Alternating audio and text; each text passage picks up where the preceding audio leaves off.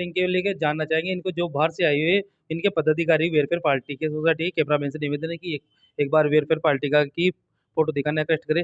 पहले सर आपका नाम जानना चाहेंगे, आपने जो पार्टी की में जो मीटिंग रखी गई है कि इसका मेन मकसद क्या है, किस कारण से मीटिंग रखी गई है, जो आज मांगरोल में आपने इतनी कड़ाकड़ी की ठंड में भी आके मांगरोल में एक यहाँ के व्यक्तियों को आपको आप यहाँ के व्यक्तियों को आप विचारधारा से जोड़ रहे हैं, इनका जानना चाहेंगे। पहले आपका नाम जानना चाहेंगे। मैं सुब्रमण्य आरुमुगम और राष्ट्रीय महासचिव संगठन है, वो चेन्नई का मेरा तालुका है। मैं ये यहाँ राजस्थान में ये 5-6 दिन का दौरा में आया हूँ। कल मैं जयपुर में था, वहीं पर वो हमारा जिम्मेदारी लोग और कोई लोगों से मुलाकात किया है। आज मैं मांगरोल में आया हूँ। आप सही बताया था, आप तो आज का टेम्परेचर 5 डिग्री चल रहा है। वो सुबह बहुत ठंड लग रहा था, लेकिन फिर भी एक खुशी की बात है इसी ठंडा मौसम में भी लोगों से मुलाकात करना है और हमारा पार्टी के बारे में ये बातचीत करने के लिए। मेरा दौरा का मकसद ये है, ये संगठन को मजबूत करने के लिए क्या कर सकता है, ये लोगों को इधर असल में क्या चल रहा है, ग्राउंड रियलिटी क्या है वो पता चलना है। उसके बाद उनको मशवरा देना है, वो कैसा आगे बढ़ाना है। वो इसके लिए तो हमने यहाँ बुलाया गया। वो कम से कम 30 लोग आया था, उनमें से 50% महिलाओं भी था। महिला मोर्चा का लोग भी बहुत उसमें शामिल हुआ है और बहुत अच्छा काम चल रहा है मांगरोल में। हमको उम्मीद है आने वाला दिन में वो मांगरोल बहुत बड़ा वेलफेयर पार्टी ऑफ इंडिया का वो ब्रांच बन जाएगा और आने वाला इलेक्शन में भी लड़ने के लिए इधर माहौल अच्छा बन रहा है।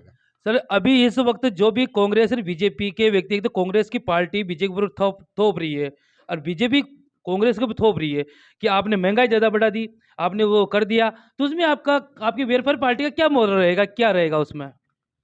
नहीं, और महंगाई का बारे में हमने अभी वो 2 महीने पहले अक्टूबर में 15 दिन का एक मुहिम चलाया था। ये देश पूरा एक मुहिम चलाया था। ये वो महंगाई का वो जो सरकार है अभी बीजेपी, उन्होंने कोई ध्यान नहीं दे रहा है, लोगों को परेशान के बारे में कुछ ध्यान नहीं दे रहा है।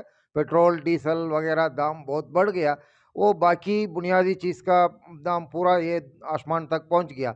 उसके ऊपर बीजेपी लोगों ने कोई ध्यान नहीं दे रहा है। लेकिन जो भी विपक्ष है वो कांग्रेस के कांग्रेस और जो भी है पार्टी से कोई भी आवाज़ नहीं उठा रहा है इसके ऊपर। तो सर ये आवाज क्यों नहीं उठा रहे हैं? आवाज़ क्यों नहीं उठा रहा है, वो भी अभी सत्ता में आएंगे तो वो भी एक कम नहीं करेंगे तो लोग पूछेंगे ना।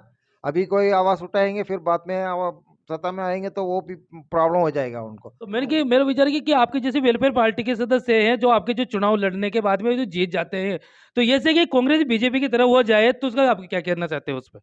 नहीं, ऐसा नहीं है। कांग्रेस और बीजेपी दोनों का हम बराबर नहीं समझ सकता है।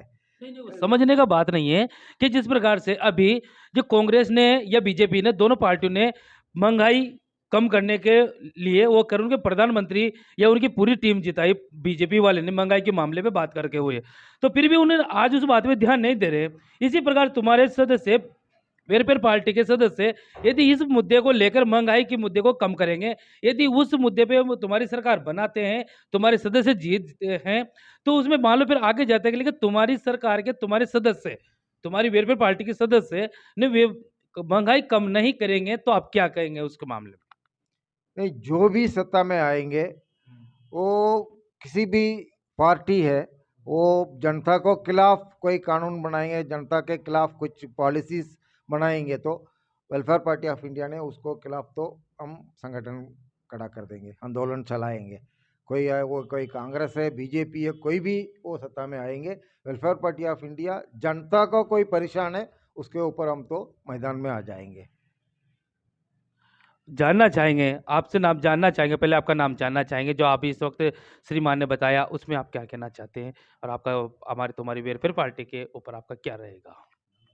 मेरा नाम वकार अहमद ख़ान है, स्टेट प्रेसिडेंट कहाँ से सर? जयपुर से हूँ मैं। तो अभी जो आपने सवाल किया है वो ये है कि हमारे अगर कैंडिडेट जीतते हैं तो वो किस तरह का काम करेंगे। मैं ये कहना चाहूँगा कि वो काम कर रहे हैं। और जो भी पैसा उनको पार्षद फंड में मिलता है, वो पूरा का पूरा पैसा अपने क्षेत्रों में लगा रहे हैं। और ये भी है कि उन्होंने कम पैसे में गली-गली सड़क, पानी, बिजली की व्यवस्थाएँ करवाई हैं और इससे जो है जनता में उनके ऊपर एतमाद, भरोसा जो है कायम हुआ है। और हम अलग पहचान बनाकर, जैसे हमारा कहना ये है कि हम जब जीतेंगे, तो हम यहाँ पर जैसे हमारे स्लोगन्स भी हैं कि भय, भूख और भ्रष्टाचार, हम इसका खात्मा करेंगे और सुख, समृद्धि और शांति हम लाएँगे।